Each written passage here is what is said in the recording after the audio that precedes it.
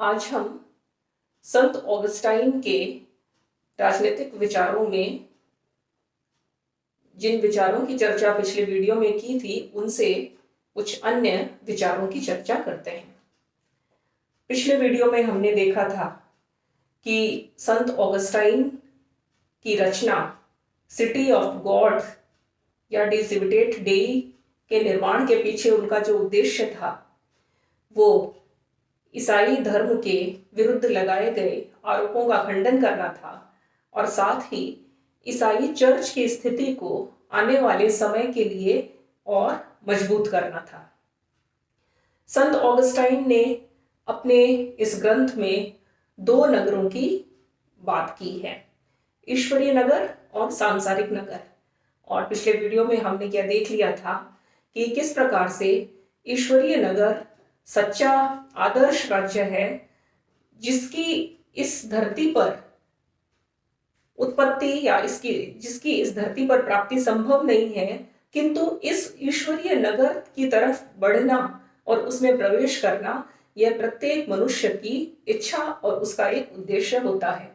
उस ईश्वरीय नगर में प्रवेश करने के लिए उसे इस सांसारिक जीवन में चर्च की सदस्यता को ग्रहण करना आवश्यक है। अर्थात उसका सीधा सीधा मंतव्य यह बताना है कि ईश्वरीय राज्य में प्रवेश करने के लिए ईसाई धर्म को अपनाना जरूरी है, क्योंकि ईसाई धर्म और उसका चर्च ही उस ईश्वरीय नगर में प्रवेश करने के लिए प्रवेश द्वार के समान है। और जो राज्य ईसाई धर्म को नहीं अपनाते हैं, ईसा की आज्ञाओं का पालन नहीं करते हैं, वे राज्य इस ईश्वरीय राज्य से वंचित रह जाते हैं। ऐसे राज्य आसुरी राज्य होते हैं और उन आसुरी राज्यों में भी आज्ञा पालन की आवश्यकता को ऑगस्टीन यह कहकर के स्वीकार करता है कि राज्य वस्तुतः ईश्वरीय इच्छा का ही परिणाम है और यह मनुष्य के पापों का परिणाम है। और मनुष्य को अपने पापों से मुक्त होने के लिए, चाहे वह आसुरी राज्य में रहता है या वह ईसाई राज्य में रहता है, उसके लिए राज्य की आज्ञा का पालन करना आवश्यक है। इसलिए संत ऑगस्टाइन उन बाद के चर्च फादर्स के जो विचार हैं उनके विरुद्ध एक इस विचार को यह स्थापित रखता है कि वह राज्य को उस सीमा तक निकृष्ट नहीं मानता जिस सीमा तक बाद के विचारकों ने उसको निकृष्ट कर दिया है। अर्थात वह राज्य की इस गरिमा को तो स्थायी बना करके रखता ही है कि चाहे आसुरी राज्य ही है या गैर ईसाई राज्य ही है, उनमें रहने वाली जनता को उनका पालन करना चाहिए। क्योंकि ऐसे राज्य शांति और व्यवस्था बनाने के लिए तथा संपत्ति की रक्षा के लिए अनिवार्य है।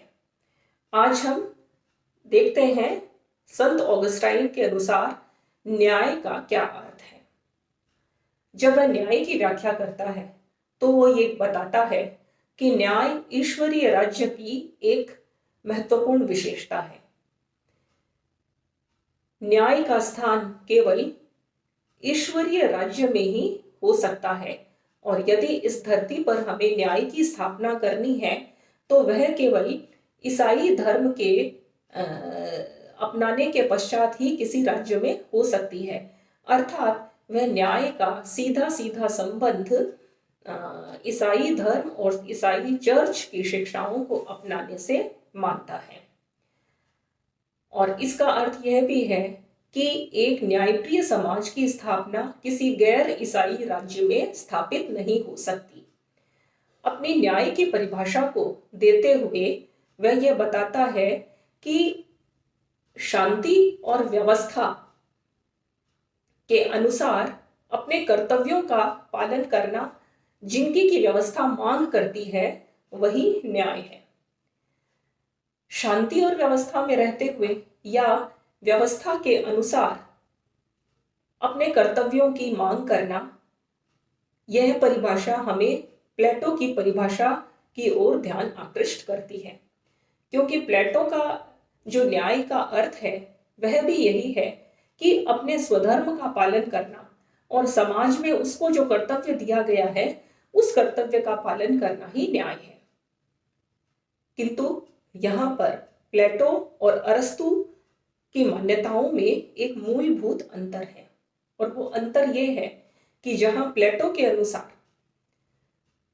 राज्य ही सर्वोच्च व्यवस्था है, प्लेटो के अनुसार राज्य ही वो सर्वोच्च आदर्श है जिसको प्राप्त करना है। इसलिए राज्य की व्यवस्था से इतर अन्य कोई भी व्यवस्था न्याय का कार्य नहीं कर सकती। लेकिन ऑगस्टीन का ये मानना है कि राज्य तो केवल परिवार, राज्य और ये सृष्टि और ईश्वरीय राज्य उन सब के बीच की एक कड़ी मात्र है। राज्य से आगे भी ईसाई राज्य है और ईसाई राज्य से आगे ईश्वरीय राज्य है। इसलिए ईश्वरीय राज्य के आदेशों के अनुसार चलने वाला राज्य ही वास्तव में न्यायप्रिय राज्य हो सकता है। जिन राज्यों में ईश्वर की व्यवस्था या ईश्वर के बनाए हुए नियमों के अनुसार नागरिक आचरण नहीं करते, उन राज्यों में सच्चे न्याय की स्थापना नहीं हो सकती। इसलिए वह न्याय के अंतर्गत यह मांग करता है कि न्याय से ही व्यवस्था उत्पन्न होती है और व्यवस्था केवल ईसाई राज्यों में ही संभव है। इस तरह से अपने न्याय के सिद्धांत के प्रस्तुत करते हुए वह उस विचार तक पहुंच जाता है जहां पर कि यह आवश्यक समझा जाता है कि यदि इस धरती पर संपूर्ण न्याय को स्थापित करना है तो हमें इस संपूर्ण धरती पर ही सर्वत्र ईसाई राज्य की या क्रिश्चियन कॉमनवेल्थ, इसको वो नाम देता है, क्रिश्चियन कॉमनवेल्थ की स्थापना करनी होगी। यहाँ पर वह दो प्रकार के प्रेम की बात करता है।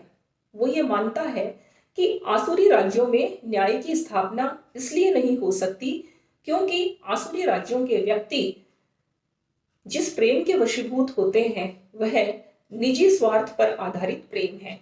वह उस क्षुद्र क्षोभ या उस क्षुद्र आत्मीय प्रेम के प्रति वो वशीभूत होते हैं जिसमें वे केवल स्वयं के स्वार्थ की पूर्ति ही करना चाहते हैं।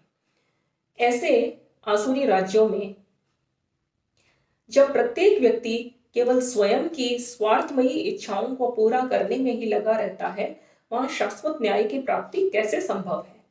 और इसलिए हमें दूसरा प्रेम का जो स्वरूप है वो होता है स्वार्थ पूर्ण प्रेम से आगे बढ़कर के ईश्वरीय प्रेम को अनुभव करना, जहां पर ईश्वर की सत्ता को मानने वाले प्रत्येक व्यक्ति को हमें अपने बंधु के समान समझना चाहिए। इस प्रकार वह एक ईसाई कॉमनवेल्थ के अंतर्गत मनुष्यों के बीच की उस सार्वभौमिक बंधुता और उस बंधुता से उत्पन्न प्रेम की बात करता है जिसमें ईसाई राज्यों में रहने वाले सभी व्यक्ति उस ईश्वर के आध्यात्मिक प्रेम को प्राप्त करना चाहते हैं। इसलिए वो उनका जो प्रेम है वो स्वार्थ पूर्ण प्रेम से आगे बढ़कर के ईश्वरीय प्रेम का रूप ग्रहण कर लेता है, और जो ईश्वरीय प्रेम को प्राप्त करते हैं वही न्याय के सच्चे अधिकारी हो सकते हैं। इस तरह से वो दो प्रकार के प्रेम की व्याख्या करता है। न्याय से जब आगे बढ़ते हैं तब शांति और व्यवस्था का प्रश्न उपस्थित होता है, और ऑगस्टाइन का ये मानना है कि सच्ची और स्थायी शांति केवल ईसाई राज्यों में ही संभव हो सकती है। और इसलिए जो राज्य ईसाई राज्य नहीं है उन राज्यों में शांति तो स्थापित रही है, और प्राचीन राज्यों ने, चाहे रोम के साम्राज्य की ही बात करें, प्राचीन राज्यों में भी लंबे समय तक शांति स्थापित रही है, किंतु ऐसी शांति उस स्थायी शांति के अनुरूप नहीं है जो ईश्वरीय राज्य की विशेषता है। ऐसी शांति केवल नागरिकों के ऊपर तो स्थापित की जा सकती है, लेकिन जब विधर्मी राज्य जब एक दूसरे के ऊपर अपनी शक्ति का दावा करते हैं, अपने बल प्रयोग का दावा करते हैं, तो ऐसे बल प्रयोग में शांति भंग होता है और इन विधर्मी राज्यों में कभी भी शांति भंग की स्थिति हो सकती है। एरिस्टोटल ऑगस्टाइन यहाँ पर यह बताता है कि इस प्रकार की स्थायी शांति और न्याय जिन राज्यों में नहीं है, उन राज्यों को केवल डकैतों के समूह से अधिक और कुछ भी नहीं कहा जा सकता।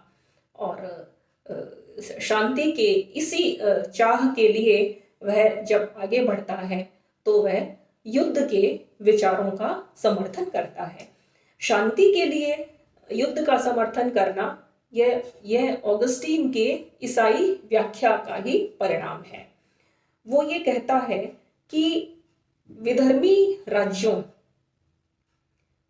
के द्वारा कभी भी ईसाई धर्म की सच्ची शांति को भंग किया जा सकता है, और यदि वो ऐसा करें उससे पूर्व ही उस विधर्मी राज्य की सत्ता को समाप्त कर देना यह प्रत्येक ईसाई राज्य का एक कर्तव्य होता है। और यदि वो विधर्मी राज्य ईसाई राज्य के ऊपर आक्रमण नहीं भी करता है तो भी उन राज्यों के द्वारा ईसाई राज्यों के भीतर रहने वाले नागरिकों को ईसाई धर्म से च्युत करने का खतरा हमेशा बना ही रहता है। इसलिए किसी व्यक्ति को ईसाई धर्म के मानने से उसको विमुख कर देना यह भी विधर्मियों का एक लक्षण हो सकता है। इसलिए वो चाहे तो युद्ध करें या युद्ध न करके भी नागरिकों को ईसाई धर्म से विमुख करने के प्रयासों के कारण उनके विरुद्ध युद्ध करना यह प्रत्येक ईसाई राज्य का एक दायित्व हो जाता है। और इस प्रकार सीधे सीधे युद्ध को न्याय संगत ठहराना यह ऑगस्टीन के विचारों का एक आवश्यक परिणाम हो जाता है। यहाँ पर वह दो प्रकार के युद्ध की बात करता है, एक तो जस्ट वॉर और एक अनजस्ट वॉर या धर्म युद्ध या अधर्म युद्ध। धर्म युद्ध वह है जो ईसाई राज्यों के द्वारा इसलिए लड़ा जाता है ताकि विधर्मी राज्यों को नष्ट किया जा सके, और अधर्म युद्ध वह है जो विधर्मी राज्यों के द्वारा ईसाई धर्म को नष्ट करने के लिए लड़ा जाता है।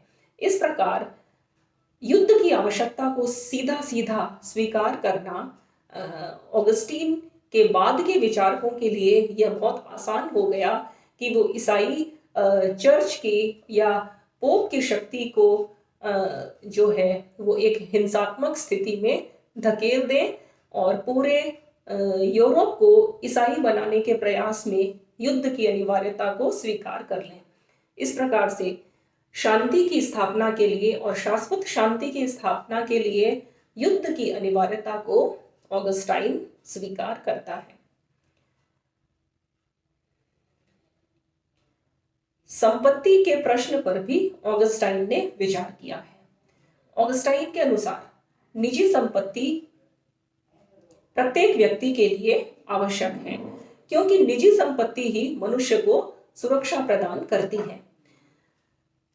निजी संपत्ति की रक्षा प्रत्येक राज्य का कर्तव्य होता है, और चाहे वह विधर्मी राज्य है अथवा ईसाई राज्य, निजी संपत्ति की रक्षा ही उसके अस्तित्व की एक आवश्यक कसौटी होती है। किंतु ऑगस्टाइन यह जरूर स्वीकार करता है कि प्रत्येक मनुष्यों के पास संपत्ति इतनी ही हो जितनी कि उसके लिए उसके प्रयोग में आवश्यक महसूस होती हो। आवश्यकता से अधिक संपत्ति को उसे सर्वजन हिताय या दूसरों के लाभ के लिए उसका उपयोग किया जाना चाहिए। इसलिए वह एक सीमित मात्रा में ही संपत्ति रखने के पक्ष में है।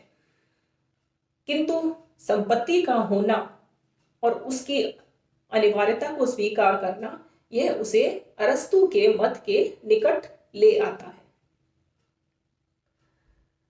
अरस्तु के समान ही ऑगस्टाइन ने दास्ता के प्रश्न पर भी विचार किया है, किंतु उसकी दास्ता की व्याख्या अरस्तु की दास्ता की व्याख्या से बिल्कुल भिन्न प्रकार की है। ऑगस्टाइन का ये मानना है कि दास्ता उस मूल पाप का परिणाम है जो मनुष्य ने ईश्वर के विरुद्ध किया है।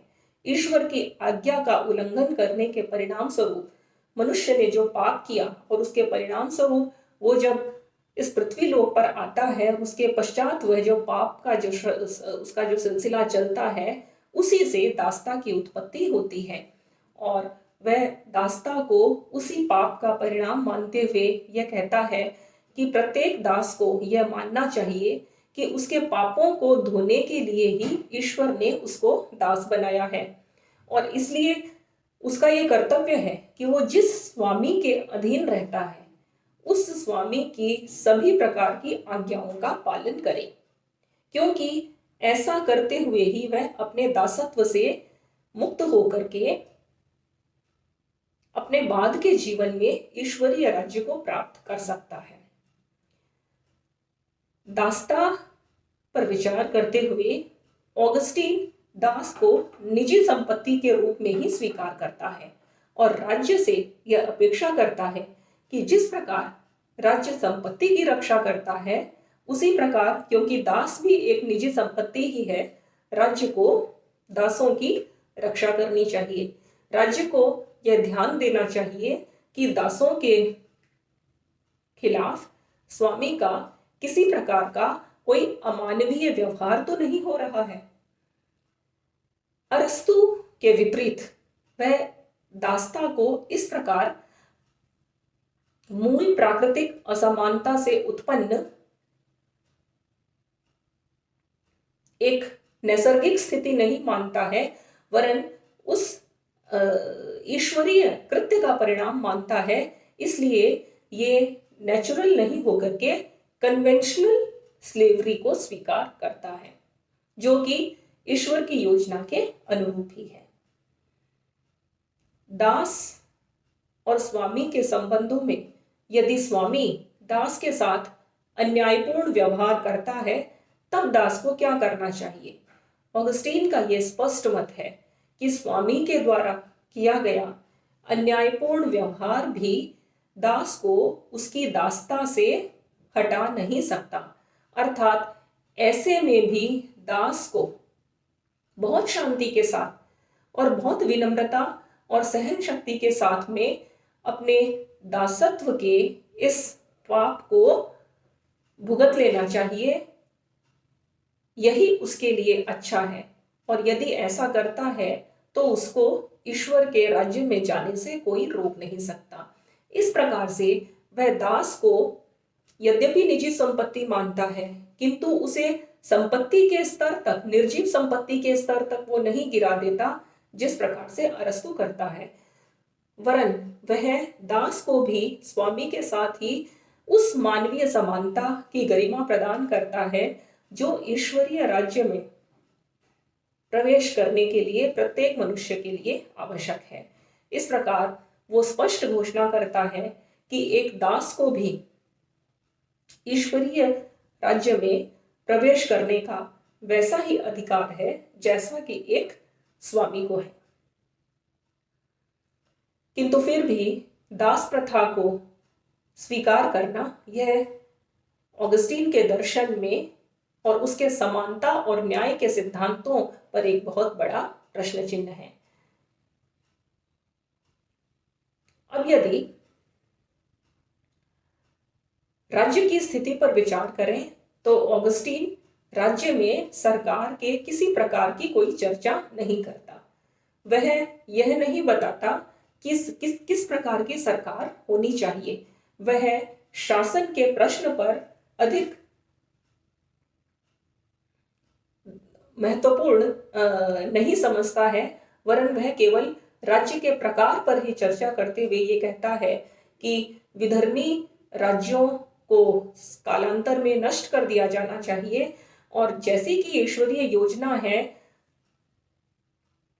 एक ईसाई कॉमनवेल्थ की स्थापना के लिए इस धरती पर सभी राज्यों को ईसाई राज्य बन जाना चाहिए, और जिनका के प्रतिनिधि चर्च है, इसलिए चर्च की आज्ञाओं को, चर्च की सत्ता को मानना प्रत्येक व्यक्ति के लिए आवश्यक होना चाहिए। ऑगस्टीन के इन प्रमुख राजनीतिक विचारों की चर्चा करने के पश्चात हमारे लिए यह देखना आवश्यक है कि ऑगस्टीन के विचारों में आलोचना या मूल्यांकन के बिंदु क्या हैं। ऑगस्टीन के विचार मूल्यांकन की दृष्टि से पहली बात यह है कि बहुत अस्पष्ट विचार है। यह बहुत स्पष्ट नहीं है कि दो नगरों के सिद्धांत में वह किन दो नगरों की बात करता है। वह अपने आदर्श ईश्वरीय राज्य की चर्चा भी करता है और इस धरती के वो लौकिक आसुरी राज्य की भी बात करता है, और इस धरती के वह ईसाई राज्य की भी बात करता है। इस प्रकार वह तीन राज्यों की लगातार बात करता है, किंतु उसका जो शीर्षक है पुस्तक का वो ईश्वरीय राज्य ही है। इस प्रकार से उसके राजनीतिक विचार बहुत अधिक अस्पष्टता उत्पन्न करते हैं। आलोचना का दूसरा बिंदु यह है कि वह न्याय और शांति के नाम पर युद्ध की अनिवार्यता को स्थापित कर देता है। ईसाई राज्य की जो आवश्यक विशेषता है वह न्याय और शांति है, किंतु शांति के लिए ही वह युद्ध को आरोपित कर देता है। और हम देखते हैं कि ऑगस्टीन के बाद में जो विचारक आए, उन विचारकों ने ऑगस्टीन के विचारकों से ही विचार ग्रहण करके पोप और धार्मिक राज्य के लिए के लिए युद्ध की अनिवार्यता को स्वीकार करना और संपूर्ण यूरोप में और यूरोप के बाहर भी ईसाई धर्म की स्थापना के लिए युद्ध को थोप देना, इस प्रकार की प्रवृत्ति बाद के समय में प्रारंभ हो गई थी। इसलिए ऑगस्टीन को युद्ध के उन्माद का जनक भी कहा जा सकता है, जो कि शांति की आड़ में किया गया है। ऑगस्टीन दास्ता के प्रश्न पर जिस प्रकार से वो दास्ता को अनिवार्य मानता है, और वह ये मानता है कि किसी भी दशा में दास को अपनी दासत्व की स्थिति से बाहर निकलने का प्रयास नहीं करना चाहिए, यह भी एक अमानवीय स्थिति की ओर संकेत करता है।